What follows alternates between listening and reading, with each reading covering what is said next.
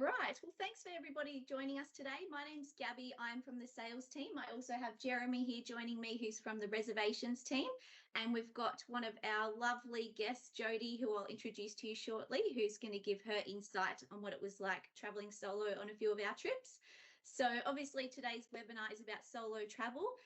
And it's one of our biggest webinars that we've ever had. So it's great to see that there's lots of solo travels out there, and we can't wait to share with you what it's like traveling with Coral Expeditions as a sole traveller. So we will be recording today's webinar as well. If you are coming in late or if you miss anything, that's fine. You will get a recorded version after today's session.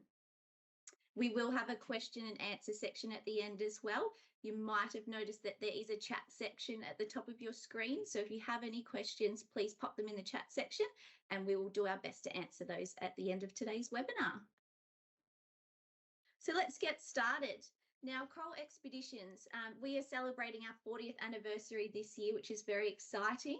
But for 40 years, Coral Expeditions, we've been operating with a single purpose, which is to take small groups of like-minded explorers to beautiful remote places with expert guidance and warm Australian hospitality along the way. Now, we are an expedition cruising company.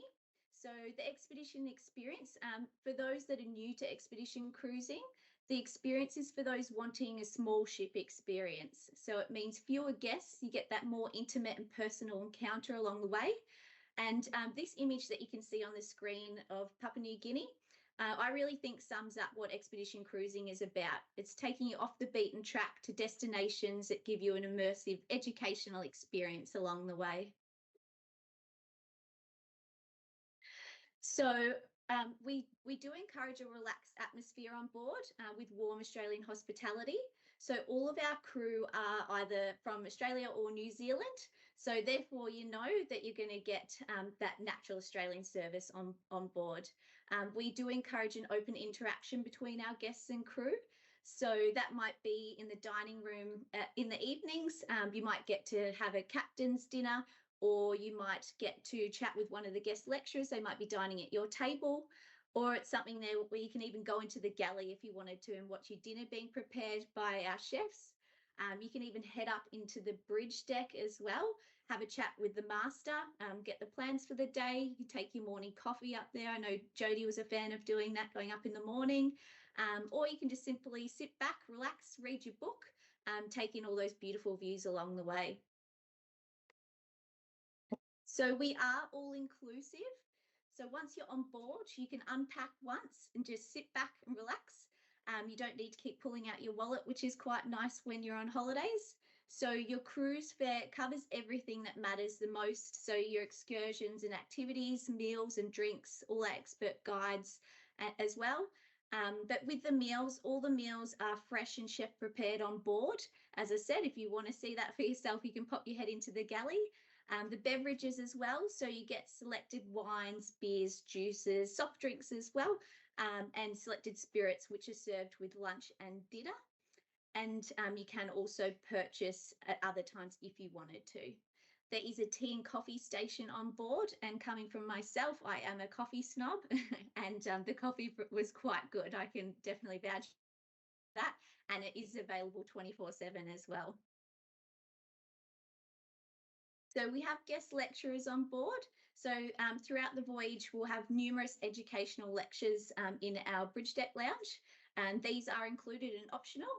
So Coral Expeditions, we were one of the first cruise operators to employ interpretive guides on our cruises, and it is a tradition that we still continue today. So each trip will include guest lecturers who join the expedition team. They work very closely together, and they're chosen for their specific knowledge depending on which voyage you're on. So they're there and they will immerse you on the unique wildlife and the environments that you're visiting. And that's, again, what expedition cruising is about. So as I said, we have our guest lecturers, but we also have our expedition guides, which work very closely with them. And our expedition team, they provide the local expertise, and they've got that strong understanding of the unique landscapes and the flora and fauna, the Indigenous cultures of the regions that we visit. and they're there. They take you on every excursion. So we don't hand you over to any third-party operators. They're there with you all the way. Now, we do have our purpose-built expedition fleet, which has 3 vessels. They are designed for expedition cruising. They are comfortable, they're safe, they've got shallow drafts, which allows us access a lot of places that a lot of larger ships can't get to. They are all Australian flagged as well, so this lets you spend more time at your destination and not sailing out into international waters. And there's plenty of basically wide open spaces, which allows you, as I said before, to sit back, read a book, or just relax and take in all the views. And yeah, there's many spectacular views along the way, whichever voyage you go on. So as I said, we've got 3 ships. So the first one is Coral Discoverer. So Coral Discoverer is our yacht-like vessel, which has 36 staterooms and a maximum of 72 passengers on board. So this is the smallest vessel, giving you the most intimate experience on board. This was the one that I was lucky enough to go on, and Jeremy as well, and Jodie has also been on it. So one of our favourites, obviously, but 15 years old now, but we do continue with refurbishments, and she's always kept up to beautiful standards. But all the rooms are outward facing on all of our vessels, and there are the option for balcony rooms as well. So on Coral Discoverer, there is 1 explorer tender for our excursions, which I'll explain to you shortly. And we have 2 Zodiacs as well. Now, this is Coral Adventurer. So Coral Adventurer is larger, 120 passengers with 60 staterooms. Again, lots of beautiful outdoor spaces that you can enjoy. All rooms are outward facing too. And Coral Geographer, which, as you can see, is very similar to the Adventurer. They are sister ships. Coral Geographer is our newest ship to the fleet, which was delivered to us in March 2021. And a maximum, again, of 120 passengers and 60 staterooms on board. And this ship actually has 6 beautiful suites as well. So all the ships, they can be set up for twin use or sole use, and we'll go into that a bit later on.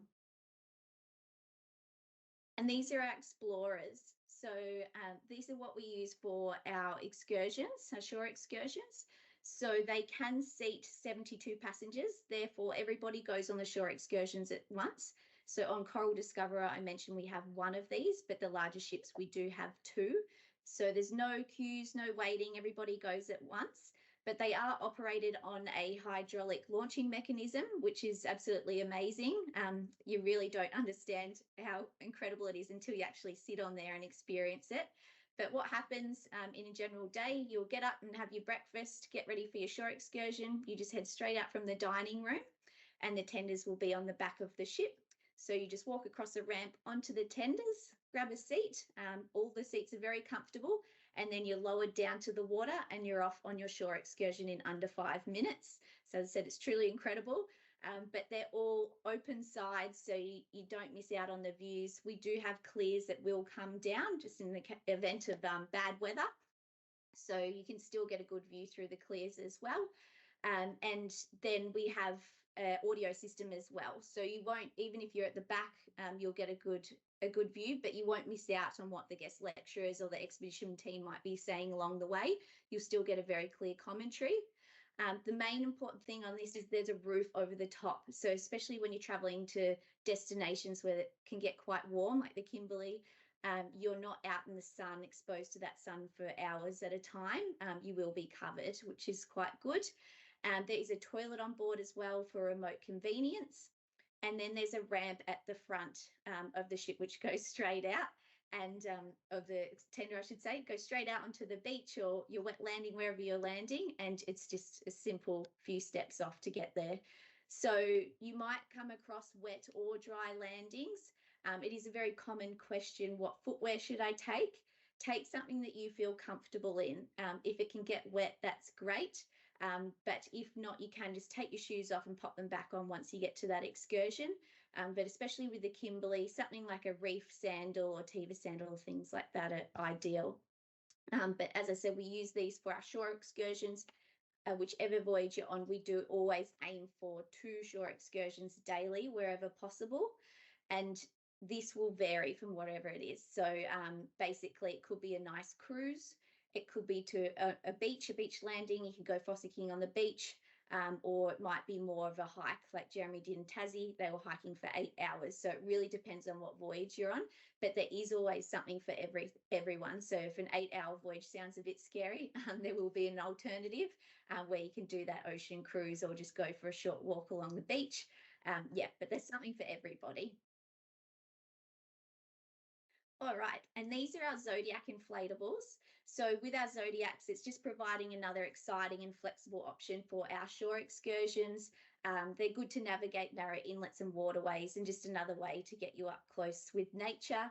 You can see in this image here is going through horizontal falls, which I still to this day think is one of the funnest things I've ever done. Joe, you probably would say the same.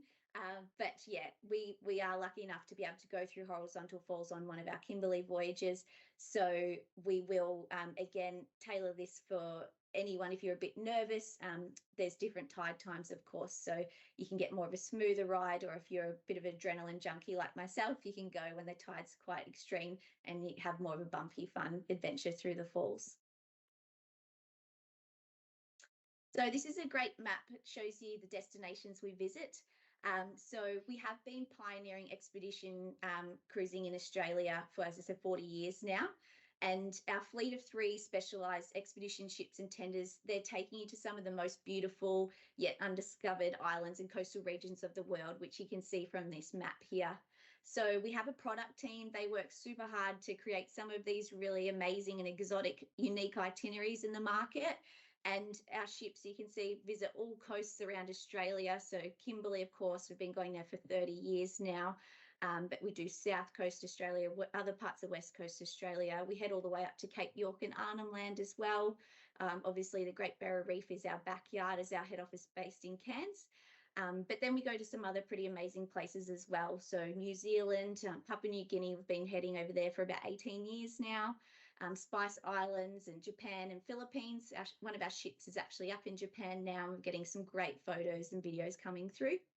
And let's not forget, we also go to the islands of the East Indies as well. So some pretty amazing voyages out there. And in the past, we've also had some great successful voyages over to the Pacific Islands and islands of the Indian Ocean. So we don't have anything scheduled in for those yet, but yeah, we're always planning a few years ahead. All right, so now I'm going to hand you over to our celebrity joining us today, the lovely Jody. So Jody is one of our past passengers, as I said at the beginning, and I was lucky enough to get to share Jody's company on board the Kimberley voyage this year in May. And Jody was a solo traveller like myself on board. And then Jeremy has also travelled to Tassie on one of our Tasmanian trips, and he was also a solo traveller. So yeah, we're just going to share a bit with you our insight, but we thought it would be really nice for you to get Jody's insight as a guest and someone that doesn't actually work for the company, to give her perspective as well as ours.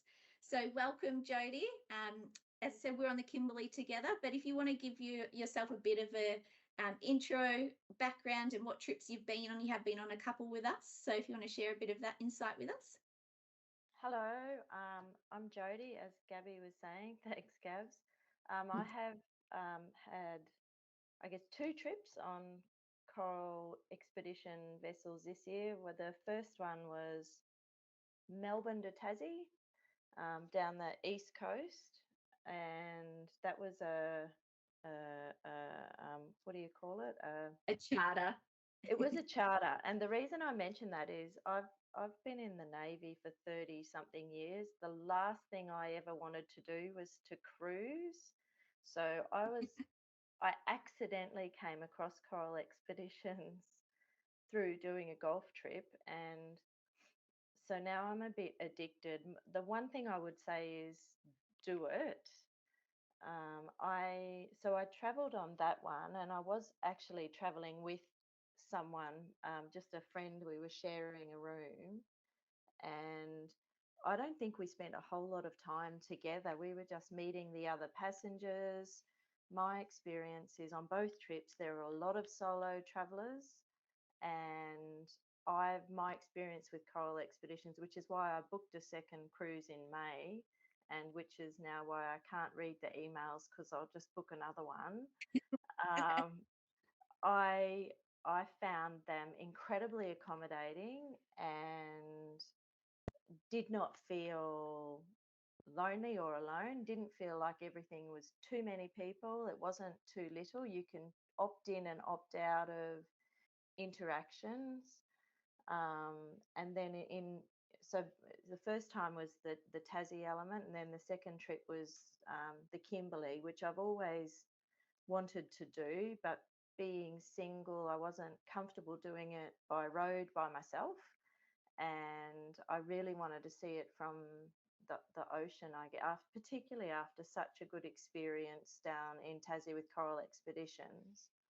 So I've been on both the small vessel and the larger vessel, and I was a bit hesitant about the Kimberley because there were only 70 other people on board. So I was a bit uncertain about whether I would find people that I could talk to and that I could spend time with when I wanted to spend time with people. But there was no issue with that at all. There's definitely enough people, the ships, both of them, there's definitely enough space if you want space and enough places where people congregate for company if that's what you like. So I found it to be a good balance. I guess the other thing is I've done both a balcony room and a non-balcony room. Um, and Tassie, I loved the balcony room because wherever we were anchored, you'd go out in the morning before you've had your morning coffee. I too am a coffee snob.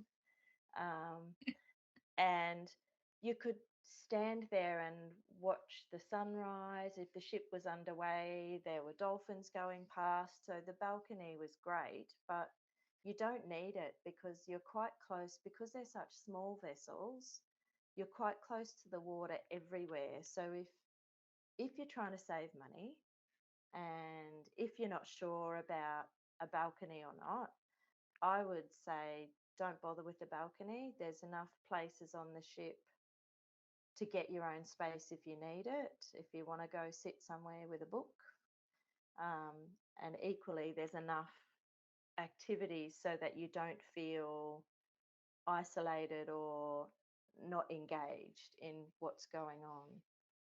Um, so please ask me questions, Gabs, because I'll go on for hours. Well, no, that's great. Thanks, Jode. So next one, dining solo is a common question that we get. So did you find it hard to sit with other groups and meet new people? I know this sort of comes down to, we had this conversation that quite introverted and you said you are as well. So you sort of got to put it back on yourself a little bit. But in regards to, if there's couples sitting there or yeah, how do you find going up to groups and engaging with them? Are they welcoming or you found it was hard to?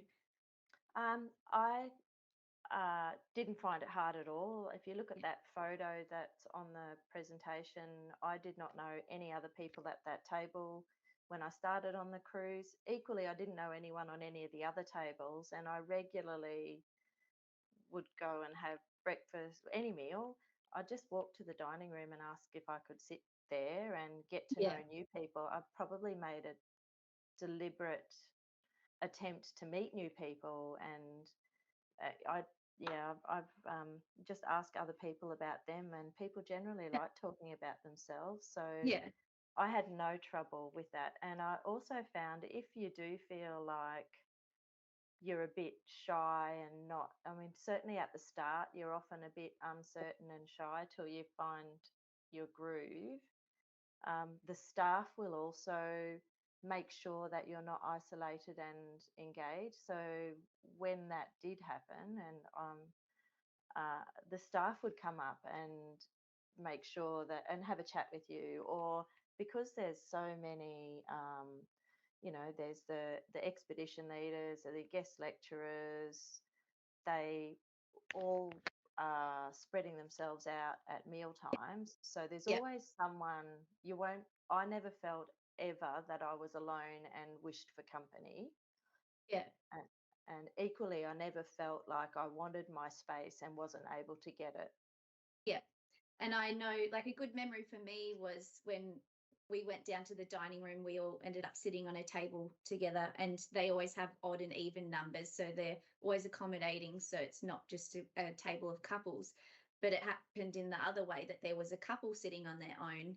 And so we sort of included them. So everyone's really welcoming. And then the staff all came running over and helped us move the tables together. And then, yeah, everyone had a really nice evening, and they weren't just sitting on their own as a couple.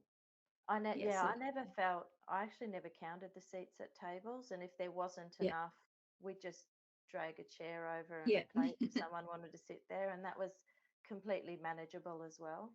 Yeah, great. Thanks, Jodes. All right. So the next one we've got is, we sort of just touched on this, but staff assistance. So not just even with dining, but even when you're on the shore excursions, to make sure you're not left behind and things like that.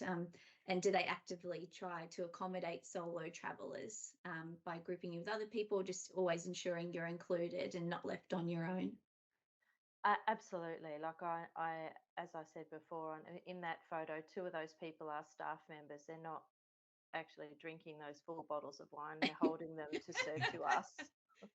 Um, and they were fantastic. We had as much fun with the staff as we did with the Yeah. other travelers, to be honest. And they were always engaging, always making sure you were okay. And if they were worried that you weren't, you were aware that they would go and have a chat to someone else on the vessel to then make sure you were deliberately engaged. So, what I would say though is, if you are feeling left out and uncomfortable, go and I would talk to the purser, which is one of the key hospitalities, the team leader for the hospitality staff, and just say, look, I'm feeling a bit uncomfortable.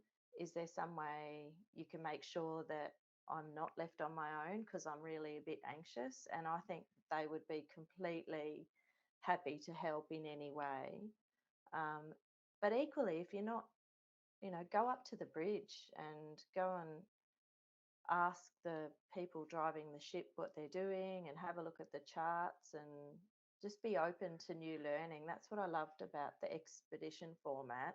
It's all about learning new things and seeing new things. So there's opportunities both ways to ask for help, but equally go and seek out conversations as well, Yeah, generally. great. Thank you. All right. And guest experience. So I love this photo, but did you find other guests or groups, couples approachable? And I know this photo is of your new best friends, that you found a beautiful couple that were on board. So did you want to tell us a little bit about that? So I was talking about these pair today, actually. So when we were out on the tenders every day, sometimes twice a day, to do different things, and these this is a married couple, and we kind of just sat together. There was a seat, I don't know whether there were 3 or 4 seats together on the tender, but the three of us pretty much sat together the whole time and joked the whole time. And this is up at Mitchell Falls. There was an opportunity for a helicopter flight. So we're all like, awesome, let's do that. And we just happened to be together on that, and we had a great time. So there was I don't think it's not a young group of people generally that are on these expeditions. So aside from the staff who might be there, I'd probably be like, I'm about 50, give or take. And Thought I you were would be at, 21. oh, you're like my son. He says that too. Um, they're at the younger, I would be at the younger end of the group that goes on these expeditions. So most couples in that age group are quite comfortable not to spend every waking moment with their partner, and are equally looking for other people to talk to and to meet. So I didn't feel that the couples were insular and not engaging in other social activities. Okay, perfect. Thank you. All right. So inspiration. So what encouraged you to travel solo? I know for a lot of people, it's really getting out of your comfort zone to do that official first trip on your own. Do you have any advice as well, traveling solo? Do you ever feel a bit isolated? That's a common question that we get people asking in our Facebook group. But yeah, sort of, I guess, comes down to that introvert, extrovert type of thing as well. I think traveling solo on this kind of a cruise, I didn't really want to do a really big ship. I've been on big ships and they can't get in close to the coast and you can't go and see different things. And often, I think on the larger vessels, in my mind, I feel like you would be a bit more isolated because people aren't as socially interactive in. But these ships are always small vessels, and then you're out in groups of 40, sitting next to them, sometimes for 2 or 3 hours on the tender.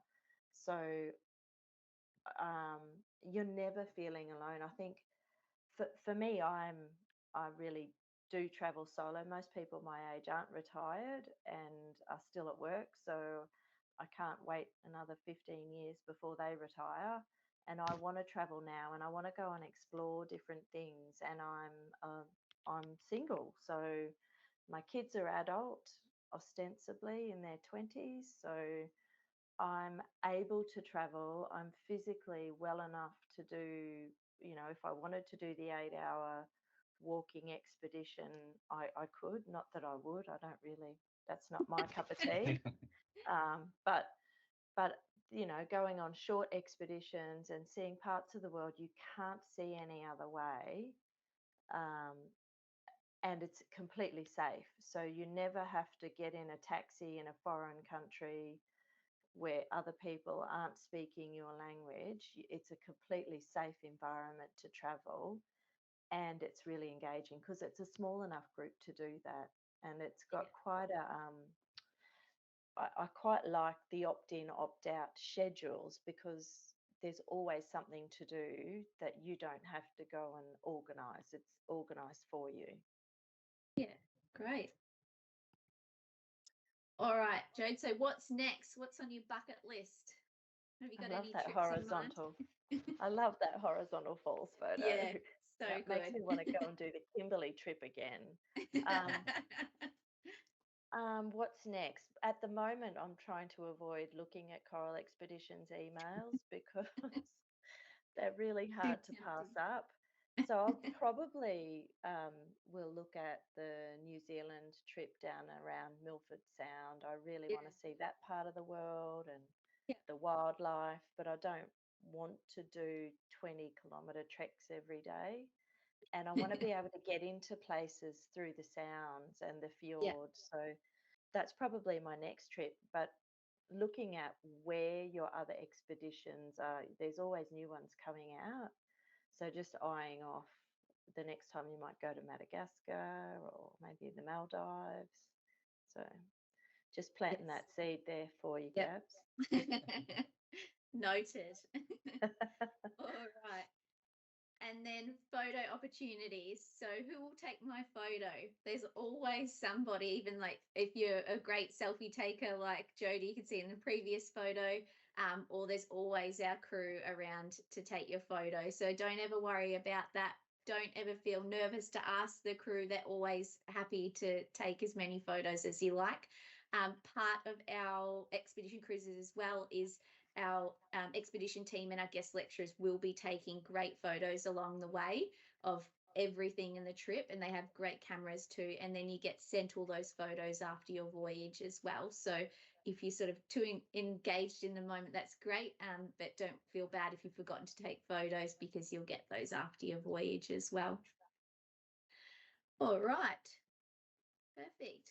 Well, thanks, Jodie. We'll get you to just hang tight there, but we're going to get Jeremy to have his 5 minutes of fame now and tell us about our different solo travel options, and then we'll go into questions and answers. So I'm sure we'll have a lot of questions at the end, and it'd be great to get your advice again, Jodes, if you don't mind.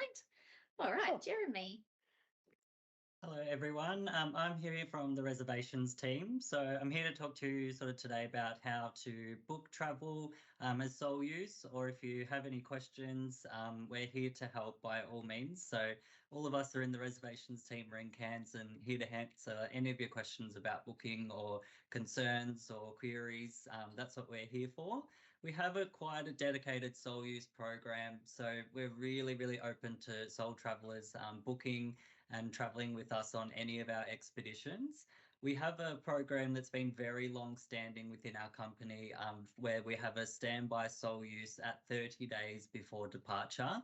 Now, this comes very close to departure, so it's not for everybody, but in the sense that if you have that little bit of flexibility in your schedule and you're able to confirm a trip just 30 days before the trip, we have our actual supplement that is waived off of the booking. So you're going to save yourself a little bit of money if you do have that time and flexibility in your availability.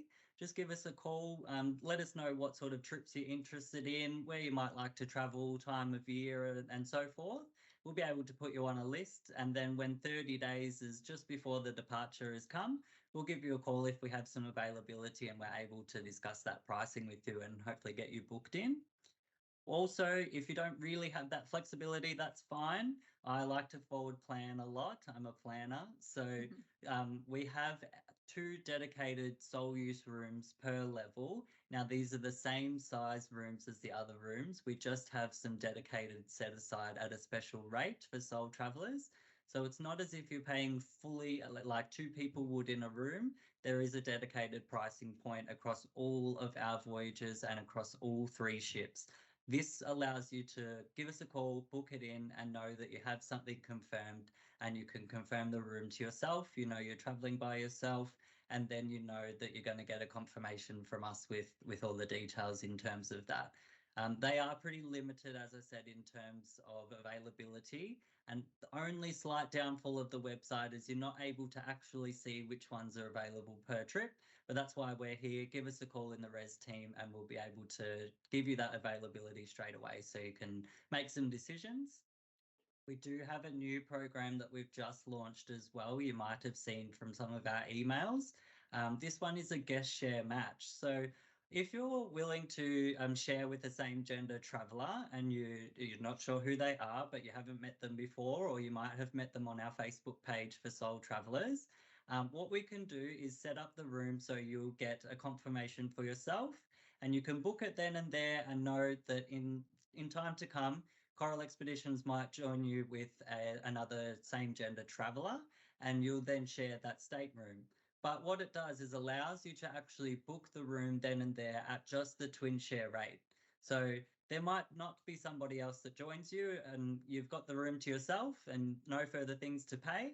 Or you might find a new traveling friend on maybe our Facebook page, or Coral Expeditions will join you up and advise you that we've found somebody and you'll be sharing the room and you'll become best buddies by day one, guaranteed. So there's no drama about that. As I said, there's a lot of different options for sole travelers.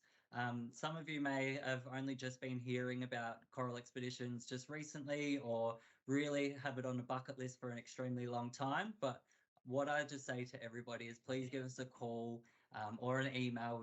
We're happy to converse either way, but it really just about opening up that conversation about booking or your queries or where we go, because we do cover a lot of ground. And as I said, every single trip, every expedition, and all three ships have that availability in terms of somebody traveling by themselves. All three of us on this webinar have done it.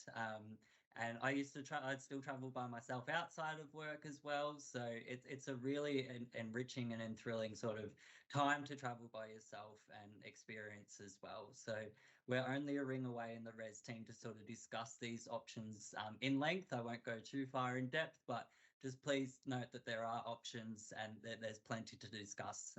And we really want you to sort of get out there and experience it for yourselves. Cheers. So we do have a Facebook group.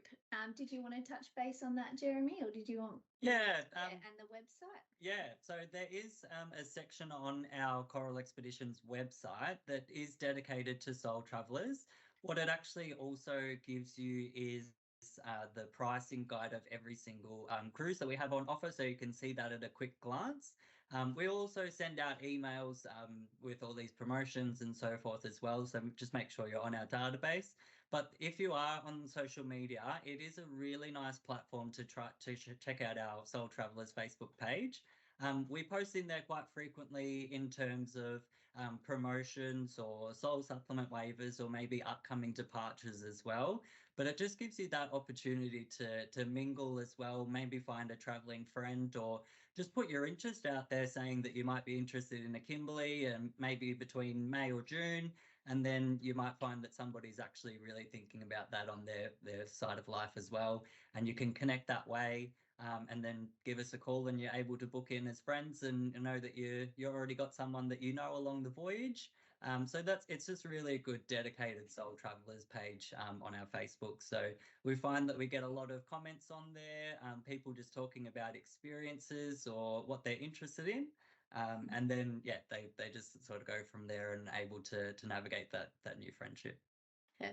And we're also on there as well, the staff, and we're keeping an eye, and that's where we've got a lot of our questions from today. So it's really good to keep engaging in that, so we know what solo travelers are after, and yeah, and we can do some more webinars in the future. All right, so we'll open it up to questions now. So as I said at the beginning, there is a chat section at the top of your screen if you want to pop in your questions.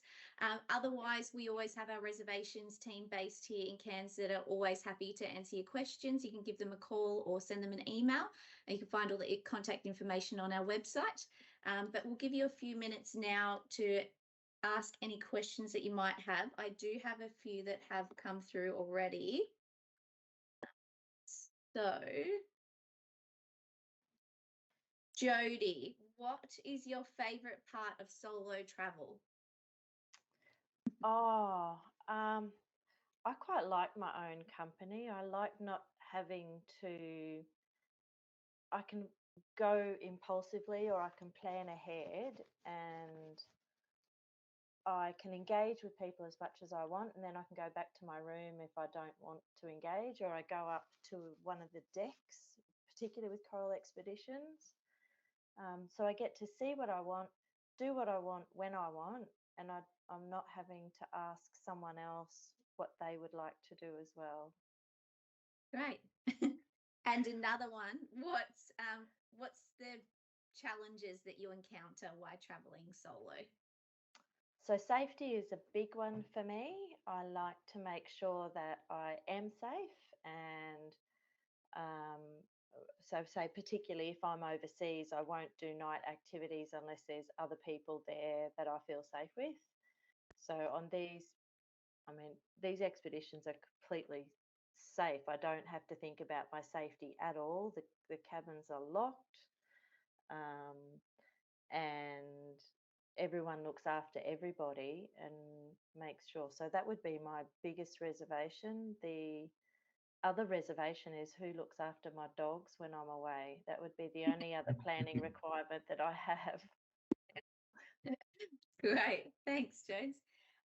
And I've got Deborah, thanks for your question. So just explaining the odd and even tables, as we mentioned earlier. So yes, we definitely do have the table set up with odd and even numbers. And Deborah, if you're ever on board and you find that you're not feeling comfortable with the setup, again, as Jody said, head to the purser. They're there to help. But you, personally, I don't think you'll have that experience. They are always engaging and looking who's, might feel a bit left out or who's not included, in making sure they're always having somewhere to sit, whether it might be on the captain's table one evening or with a guest lecturer or something like that. So yeah, we're always looking out. And I do have another question as well, about the Kimberley. So great question. Thank you, Lewis. So different seasons in the Kimberley. So there's the waterfall season, which is a bit longer than usual this year. So we're still lucky to see it when we were there. But that runs from March to May. And again, as I said, it ran a bit longer this year, just can be different every season. But I believe it went till about July. I think we're still getting some great videos come through of the waterfalls in full force. And then you've got the dry season, which is May to July as well. So that's when you can see still a bit of greenery around and beautiful different scenarios, but not as many waterfalls basically. So you probably won't get your Kimberley shower, as we like to call it, where the boat pulls up under the waterfall and it comes down on you, but still spectacular scenery. And you'll still get to see the rainforests of the Kimberley, which are pretty incredible. And then there's the whale season. So whale season is July to October. And yeah, you'll get to experience the whales. And we've, again, this season been seeing some great videos come through of the whales getting nice up and close, saying hello.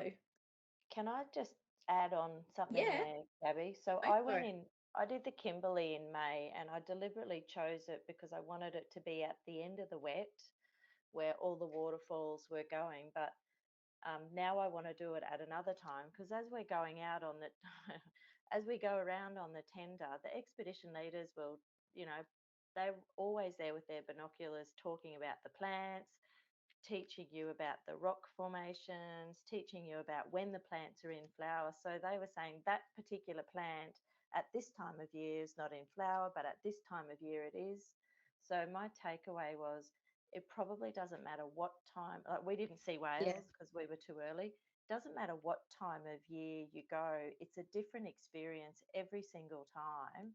And it's different depending on what the tides are doing. So it depends on the phase of the moon as to whether you've got king tides or neap tides, which are small tides, and what time of day they are will change when you do your expeditions and which ones you do where. And the company does a really good job of trying to make sure that you see as much as possible at the time that's available. But yeah, now I need to do an August trip so I can see other plant diet.